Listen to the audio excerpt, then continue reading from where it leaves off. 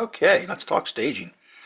So here we are back in the mechanical room, and I'll just kind of go over a little bit kind of what we did, what the concept was, and why. I'm not saying it's right or wrong, I'm just saying it's what we did, or what I did, I guess.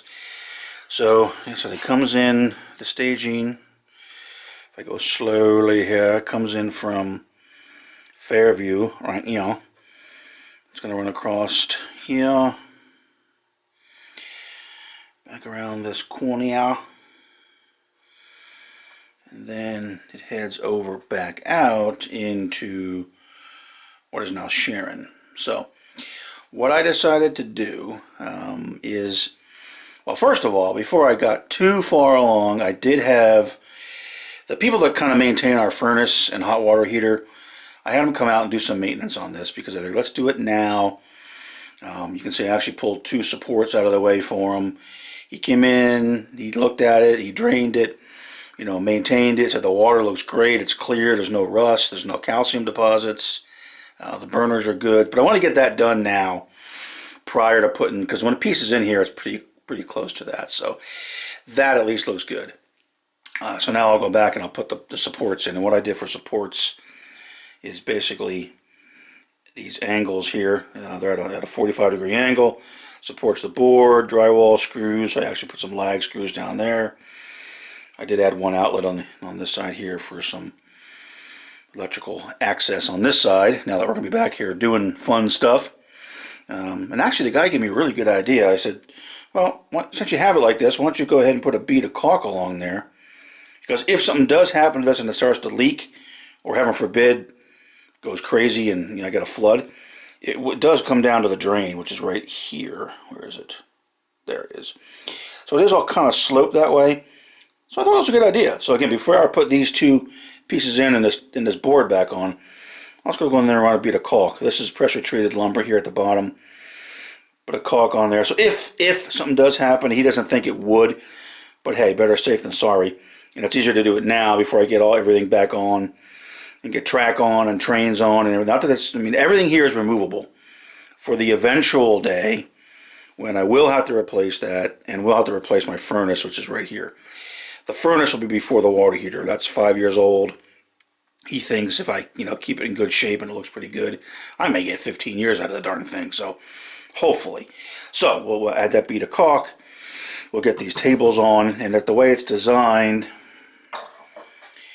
if we can see this paper here, let me see if I can change this so it's somewhat legible. And that should be okay, I guess.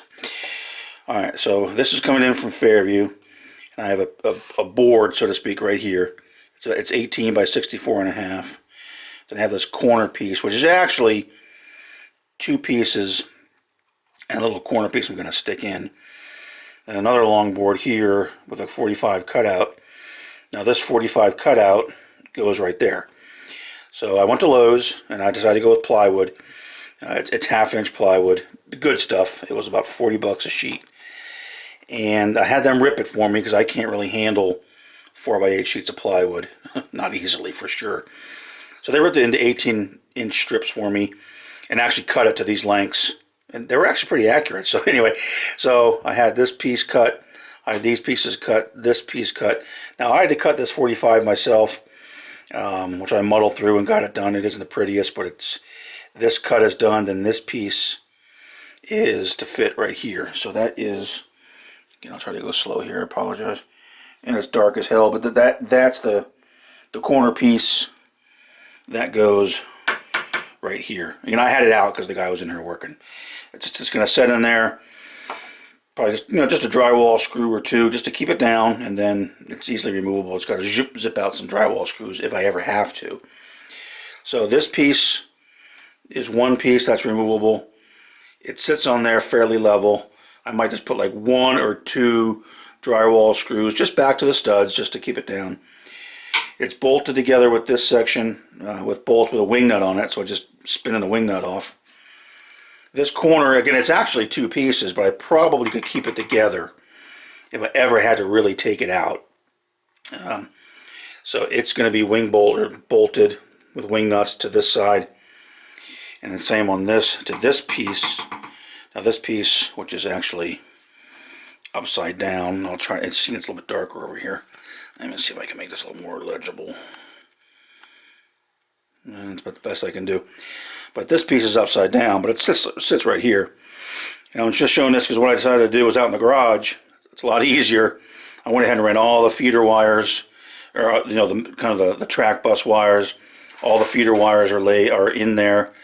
Where applicable, where did I put it? Yeah, here's a terminal board for a Pico. I'm going to try the Pico PL10s because most of the turnouts back here are Picos. I do have 2 fast tracks that are going to be tortoise controlled, but I'm going to put the tortoises on top of the deck just for ease of access and whatnot. I think I can make that happen. So pretty much I tried to do everything I could when I can reach it like this, as opposed to crawling on the floor and reaching up and doing it. So when I get this flipped over, again, this board, I have a latch. Slide it a wee bit here. I have a latch that goes up to catch it. So that just kind of, boom, and that pulls it down. I have one at this end, and there's another one up at that end. And then again, 2 bolts here with wing nuts just to keep everything stable. It's all nice and level. It actually worked out fairly nice. This is the latch that I found it on Amazon, Amazon.com. It's a toggle clamp by PowerTech. They make several different ones. They make one smaller than this, but I'm glad I got this size because it actually works. It's pretty well built and it's nice and adjustable. It works pretty good. It really does kind of secure this board with just those 2 onto the supports, and then with the bolts kind of keeps everything nice and flush with the other pieces, and then it's easy to remove it. It's just boom, boom, boom. Do the 2 toggles. These 2 with the wing nuts, of course, the rail joiners are to come across, and then you just slide the board out. So I wanted this one to be more easily removable. Let me just go over this way because they come in here twice a year. I have a service, contract to work on the furnace, and they have to access here and down there where the filters are. Now I talked to the guy yesterday. He actually said that's enough room. Since he was here and I was showing him this craziness, I said, well, what do you think? I mean, when you come, because it's Vince. Hey, Vince, if you're watching this video, which I know you're not, but he comes almost every year to maintain this for us. Could you work in this area? He said, yeah, I could.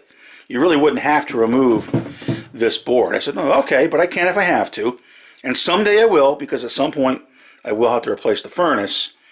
And then he said, you might be able to sneak. I said, don't worry about it, Vince. When it comes to that, I can take, pretty much all of this out to give you guys room to do what you got to do for it. And, it'll probably be the next, 2-3 years, I think I'm going to have to replace that. So, but I felt good that he was here. He saw it. He knows that this isn't, or he told me this is enough room. So I don't feel as bad about doing this. I was a little nervous. That's what the guy can access it and can get in and do his work when he comes in twice a year. And then, of course, everything comes out when this eventually goes. But it's kind of designed that way. It's just drywall screws, some lag bolts, nothing super permanent that I can't get out of here, in a half hour or so. So now I did decide to add some lights up top. And I looked around because it's weird. You can see how dark it was on the other side. It was even darker over here. But the guy's going to be there's a lot more turnouts on this side. So for the person that might be working back here, so he's got to have some light. So all I did was go to Lowe's, buy 2 LED work lights, took them out of the base, and secured them to some scab lumber I had laying around. Now the reason they're out like that, you might look at that and go, "What's that for?" Well, gentle viewer, the plan is at some point to add shelves in here for rolling stock storage. So I have a shelf in here. I didn't want the light to be cast in too bad a shadow, so I moved it out, and it's probably hard to tell, but they're at about 9 inches to the center of the light, which is right about the center. I'm probably moving this way too fast, I apologize.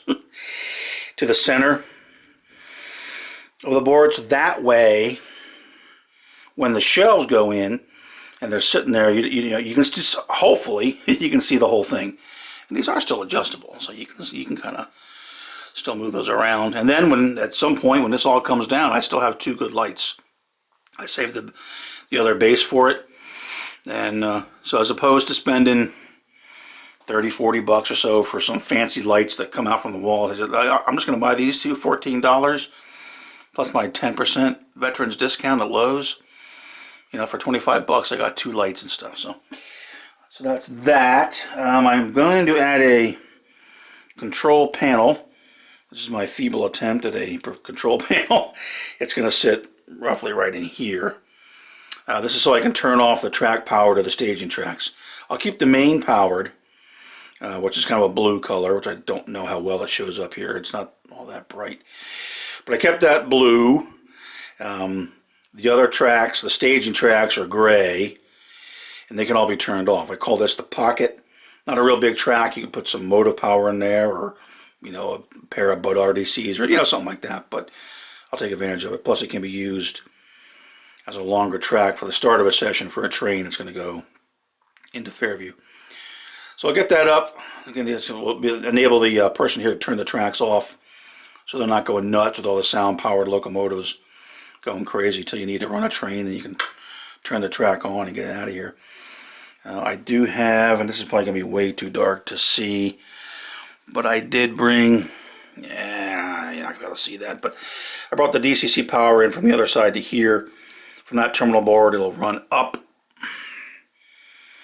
I'll have some terminal boards in here, and then that main bus will go out to the toggle switches, and then the toggle switches back down to all of these wires running for the individual tracks. So that's how we'll be able to control it. And I figure I'll have an indicator, some indicators on here for layout power on and control power on.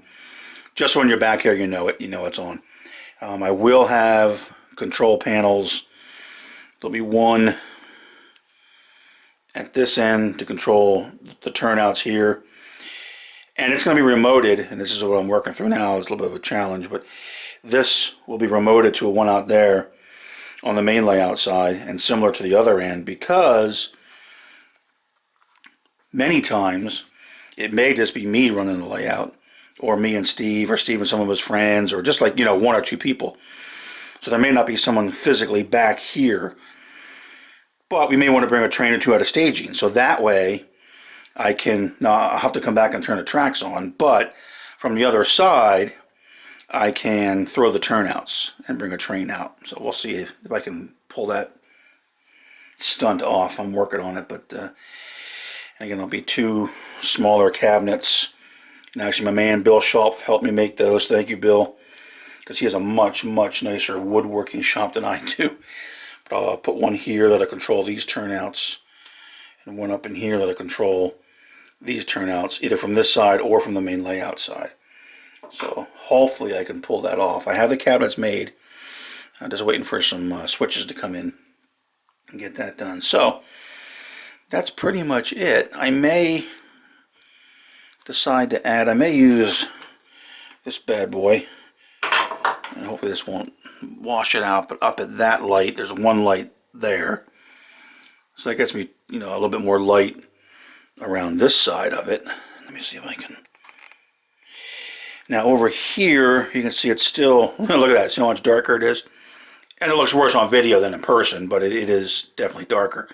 So maybe I'll add another, you know, go to Lowe's and buy another light and just put one up here, so you have some better light here. Because the only light we have is the one there, that's kind of lighting up the storage area. Or I could maybe add a light up here. There's some, I'll come up with something.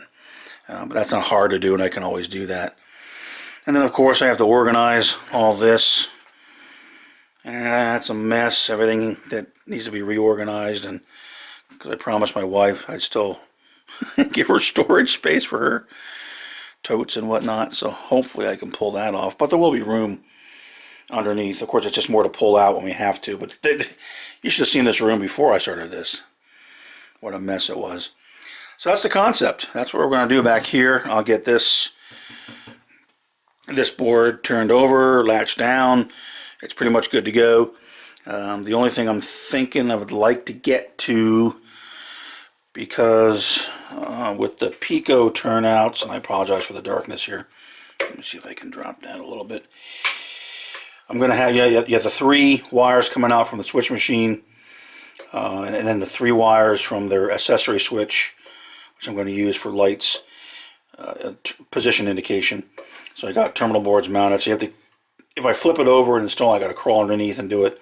I don't know if I can pull off getting the track on with the wiring, you know, from the Pico turnouts, and hopefully everything fits okay. They fit in these cutouts, so that was okay. I borrowed a Forstner bit from Bill, drilled 2 holes and then squared it up. Again, it's not real pretty. I shouldn't be showing you my rather sloppy carpentry work, but if I get this all wired up and then turned over, it's just less crawling around. I find as I get older, just crawling around under the layout, especially on a concrete floor, is not fun. Now I probably will either take some of the old carpet that I have left over from the main layout room, or some of those rubber, I guess they're like workout mats, but kind of like flooring. The squares you can lay down and lay them in here, because if someone is working back here for an op session, it could be, you know, a little bit of annoying to be on that concrete for 3.5, 4 hours, whatever the session might be. So I might work on that to get something down there to make it a little more ergonomic for the operator back here. So that's pretty much the plan back here in staging. Like I said, a couple more lights, got to get things flipped over, everything wired up, get the track put down. I'm not planning to glue the track down. I might just tack it down. I've never done that before, to be honest. But I did go out and bought some, what are these, number 19 by 1/2 inch little brads at Lowe's. I know Atlas sells some, I think some track spikes that might work. But what I'll have to do is go back and drill tiny holes, which I'm not looking forward to doing, in the track and in the turnouts. And but anyway, but that way at least it's not so permanent that I can't, you know, if I had to take the track out. But we'll get working on that. So that's pretty much the plan here. Maybe do one more little segment when I get kind of everything down. I have the track plan printed out, can get that there. I have the control cabinets so you can kind of see what they look like, but pretty much this is what it's going to be. So the next big step is basically determine when I want to put the track on, if I want to try to do it so I can work on them like this. May not be practical, we'll see. Get them flipped over, get everything secured, and then get the track down and get it all wired up and ready to go. So I'm hoping by the end of this month, it's now about July, middle of July or so, by the end of the month, having this all done, wired, working, you know, the control panel up, the other little panels here for the switches up on both sides, on the staging side and on the main layout side, so you can, you know, really start getting some operating done. So, all right, more to come.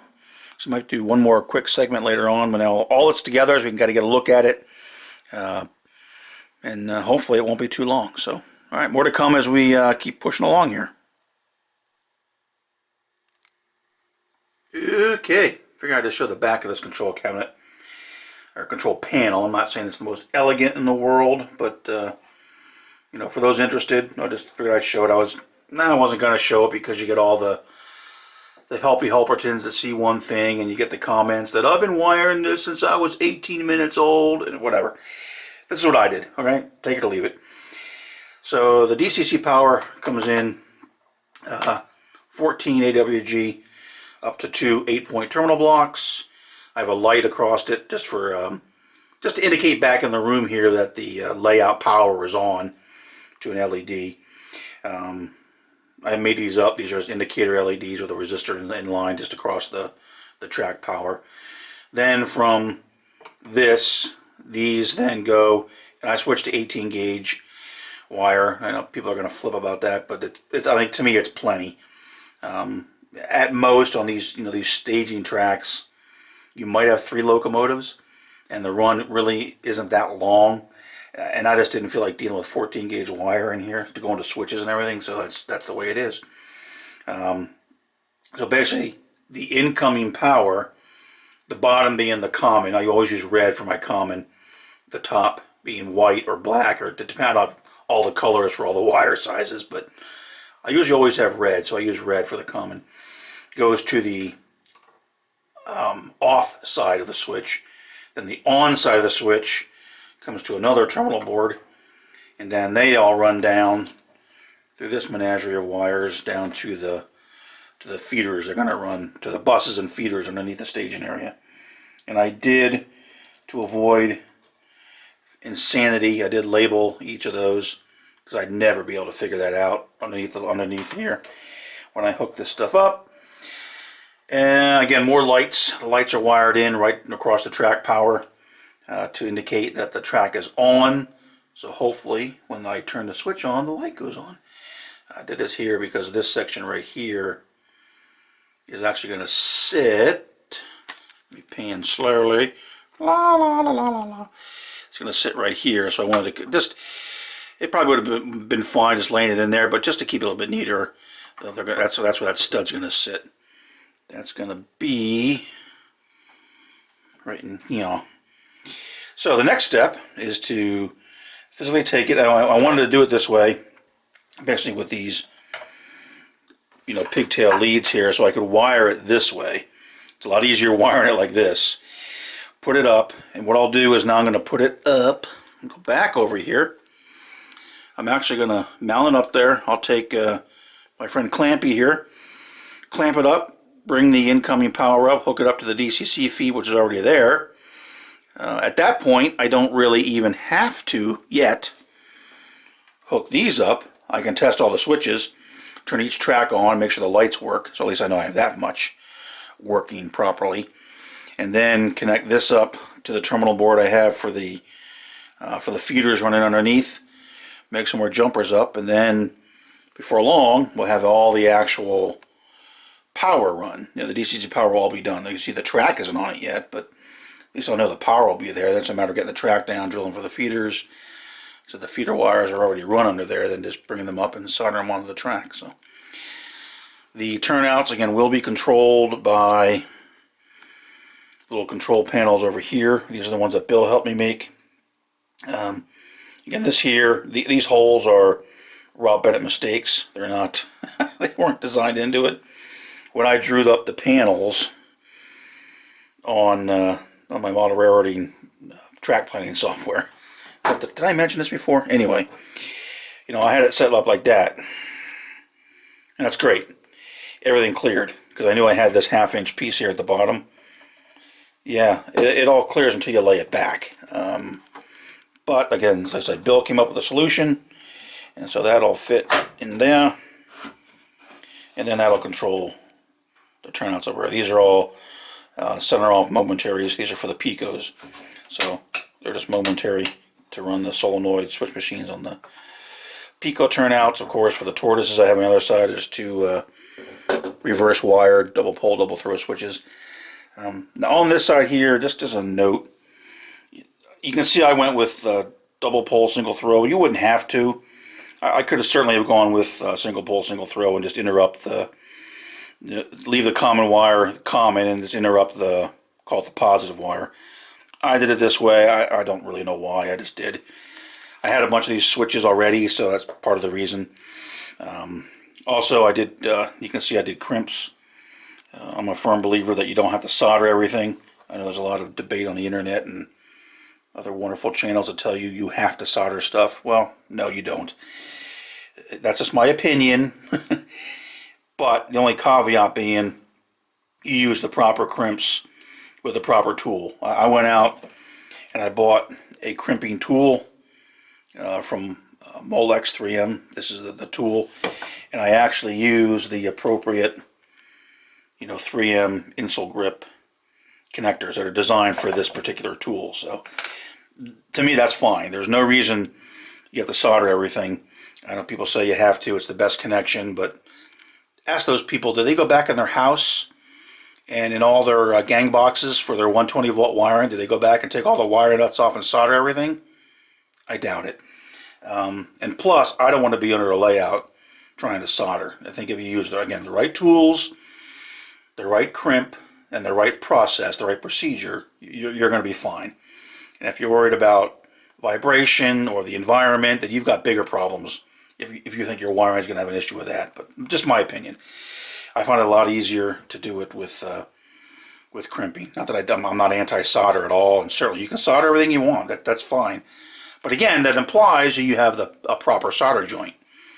which isn't always the case. And if people are not that good at soldering, I guess the only reason I'm mentioning this is you see a lot of things on the internet where you have to solder, and it might put some people off and say, oh man, I'm not a really great solderer. No, you don't have to solder everything. The track feeders, yeah, you got to solder to the track. But again, proper tool, proper crimp, proper process, you'll be fine. So, all right, let's put this puppy up and see if it works. Okay, here we go. So I went over, I hooked up the wires, and at least the incoming wires. Went over the main side, turned the switch on, and I was like, please no explosions, please no explosions. So nothing happened. So I came back over. So we have the green light here, and it just indicates that there's, you know, power from the main bus and the layout. That looks good. So if we go down each of these switches, okay, good. So that works. Yippers. Jawohl. See. Good. Works. Works. And on this one, on staging 4, I actually hooked up my RR ramp meter just to see if I get actual DC voltage, which it should. I'll pull it up. So turn that on, and then you can see here, or maybe you can't.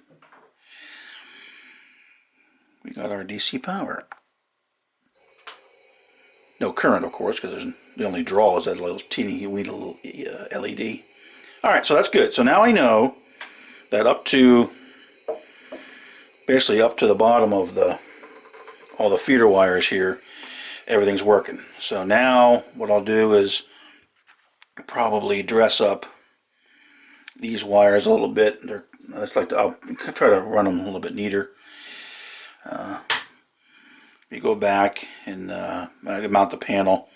Probably just going to use 6 pan head screws to mount that up there. Really isn't all that terribly heavy.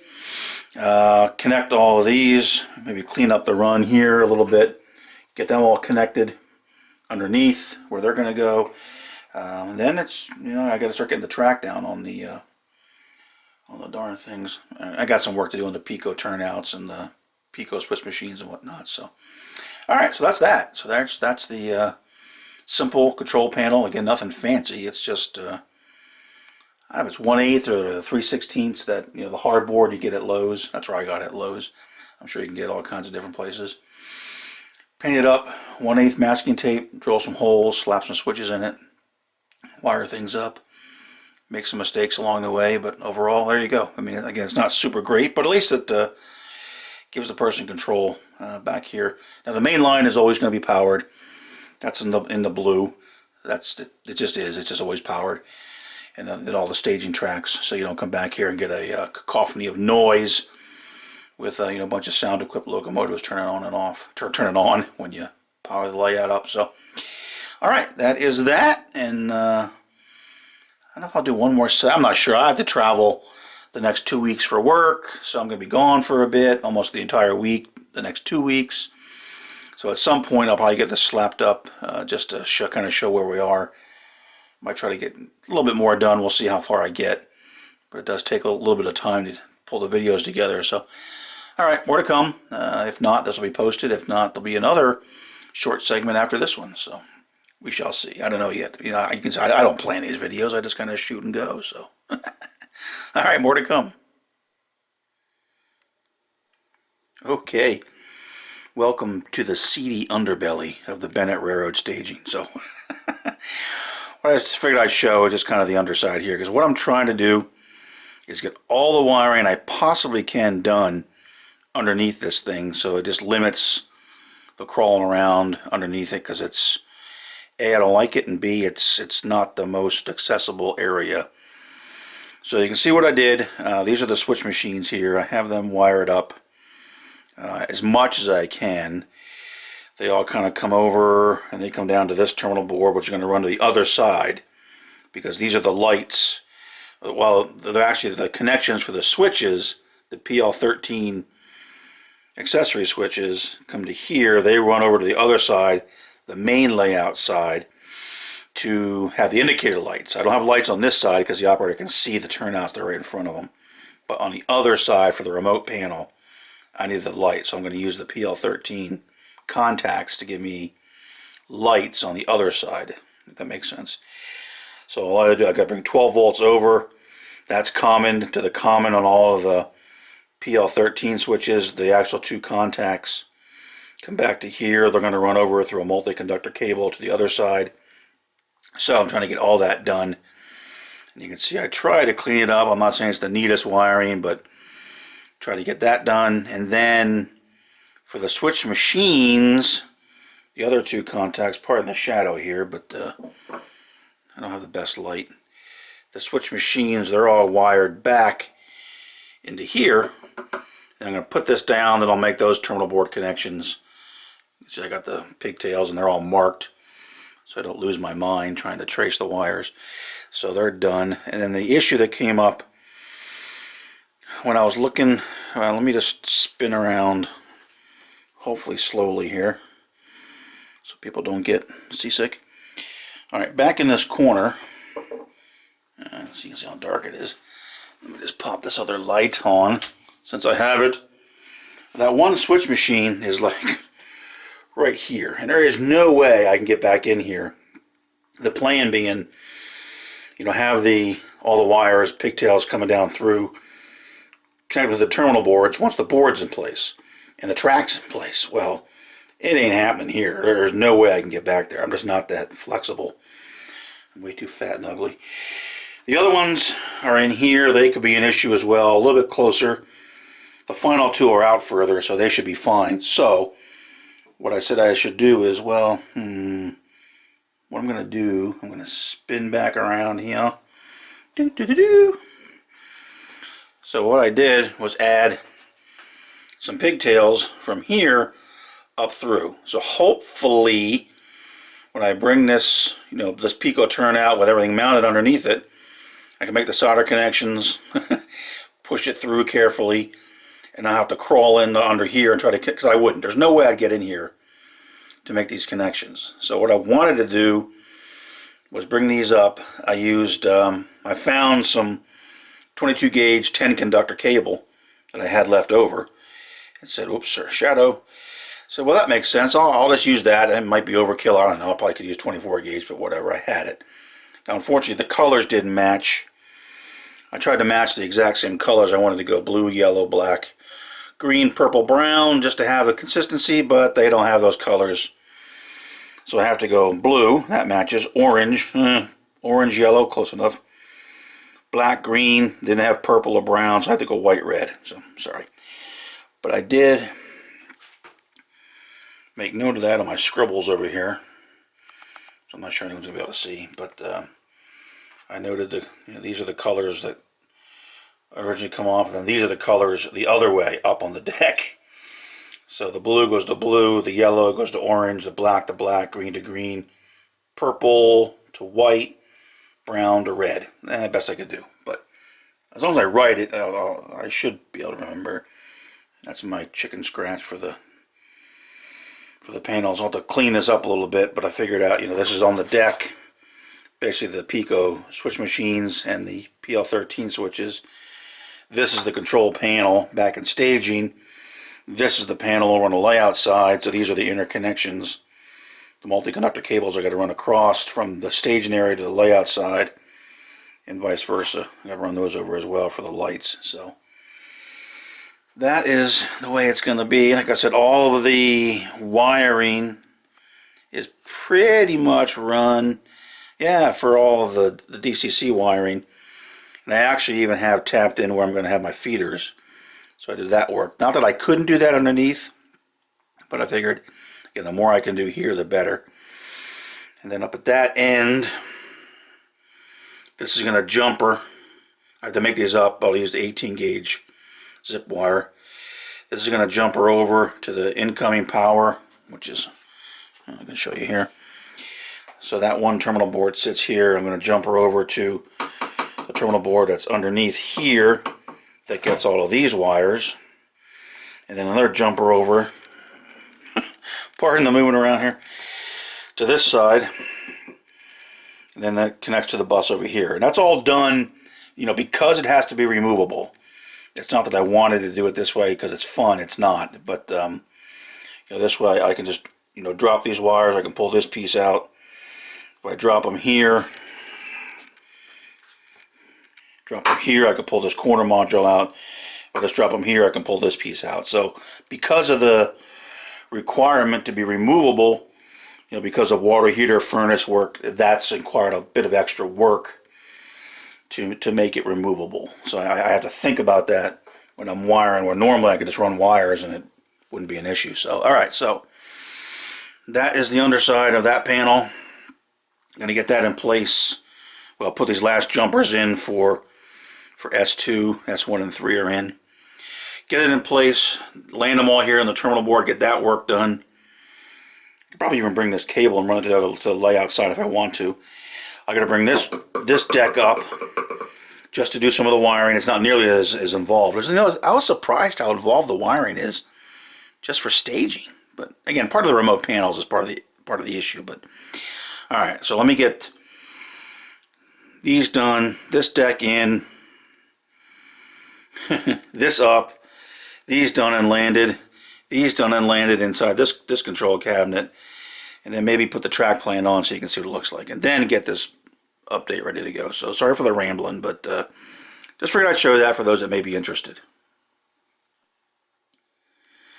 Alright, one quick thing I was going to mention, I forgot to do it in the previous segment. The terminals I'm using here, they are crimped. I know you can't see because of my damn hand, but these are Panduit terminals, and I like them, so I figured I'd just carefully here show you what they are. These are the actual terminals. They're Panduit fork terminals. I got them from Mauser.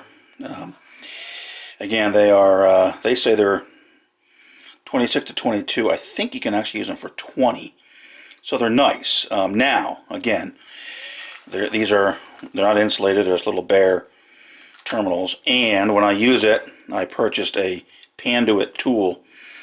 Hard to see. It's a Panduit CT200 is the crimper, so it's designed to use with these terminals. For the smaller wires, I like it.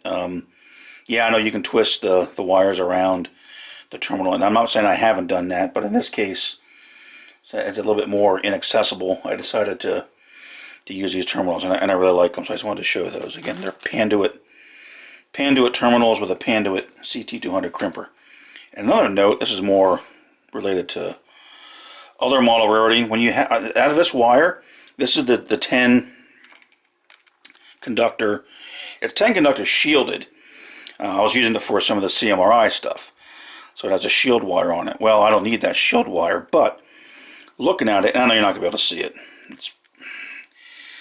I'm not sure I can show it way too well, or is even going to focus on it, but the shield wire, it's pretty thin, and it's actually stranded, so you could break it apart into really tiny stuff. I'm just thinking, you know, using it for, you can see it there coming out of the conductor, you know, for flat car tie downs, for anywhere you need some really thin tie down stuff to represent steel, or, you know, wire rope, something like that. Might be worth keeping, so I'm going to keep these, throw them in the junk box, and hey, who knows, maybe have them for future. So, alright, let's get back to work here. I just wanted to show those two little items that I forgot to show in the previous segment. Alrighty. So I got the decks back in, and everything's kind of, you know, secured as I'm going to secure it. So here's the track plan. I'm not going to get to laying track before I go away, unfortunately. I got so much other crap to do. I still got some more wiring to do under this one. I got some jumpers to make, and it never seems to freaking end. But this is the track layout. Going around and then into Sharon, and you can see what I mean by the reach there. Back on that turnout. That's not fun because of the, you know, the gas pipe water heater. I'm going to try to get that Atlas rerailer. That'll kind of be my piece to go from the end of that Pico turnout over to the other side. So that probably won't be that bad. I can actually get that easier, believe it or not, from the other side. So I may try to get that in, verify where the end of this turnout's going to sit when it has the machine on it. I think it's pretty close to the way this plan is printed, but I want to double check that. Oh, I did get this little cabinet wired up. No, it's dark, you can't see, but that was fun. And then the outer panel's ready to go. I thought I could get it on, but no, I need to run one more cable. I need to run this, you can't see it, but there's a cable that runs from the staging control panel to the layout control panel that basically parallels the switches for the Pico turnouts. At least I think that's, I don't know what I'm doing. I think it's going to work. Anyway, I don't have that cable. It's coming, but I was hoping to get a little bit more done, but I'll have to wait for that because I want to do it right. So that's the track. Again, it's just a bunch of staging tracks. Nothing too exciting. Over here. Now this probably won't be angled like this. I don't know why I drew it like that. I'll probably just run them up straight. So there's room in here. Maybe put another switch in there perhaps for a, not powered or anything, just for the guy back here if he's, you know, got some power to sit in that, on that track or something like that. Again, I'm thinking of putting the two tortoises for the fast tracks curve turnouts that I made as one big assembly here. I'm thinking of putting them on the deck. You know, doing something like that. I don't know. We'll see. Although I was talking to a fellow model railroader, he talked about the new Rapido switches. I don't know if they might be an option. Because I still have access to this deck. You know, I still can take it up out of the garage, drill holes. I don't know. I'll look at that when I'm on my little soiree to Philadelphia. So that's it. So I'll get this done. Oh, I definitely need some more light over here. You can see I kind of cobbled up the other drop light I have, the other LED light. I definitely need some more light over here. So I'll have to come up with something. Again, I wanted to come out past the shelves. It'll be there, so more kludging around. So that's it. I'll get this up. Like I said, I got a whole week of travel next week, and then I got actually only part of the next week. It won't be that bad, but so that's it. That's where we are. So I'd say we're about 80% done back here. The next big step is the track. Now I'm gonna have a bunch of times. How about this? I'll put a question out there to my gentle subscribers, or at least the people that view this video. What do you think about securing the track to this?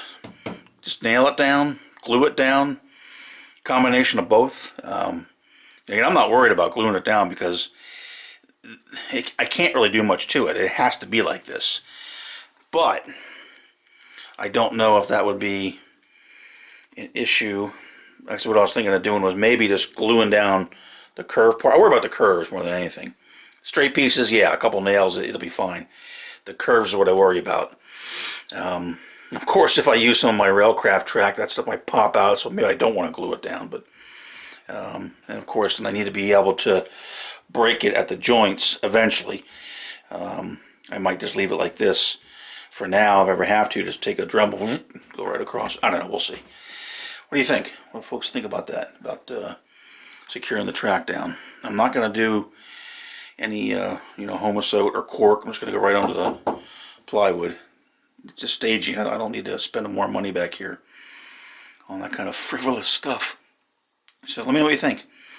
So okay, wrap it up, get that up there. This probably went longer than I expected because I babbled too much, but at least you kind of get an idea of what we're doing back here in staging. And so I got a couple weeks of travel, but keep plugging at it when I can. I want to get this done so I can get the rest of the layout moving along. So all right, thanks for watching, or thanks for at least putting up with me, and we're back in a couple weeks. Thanks everybody.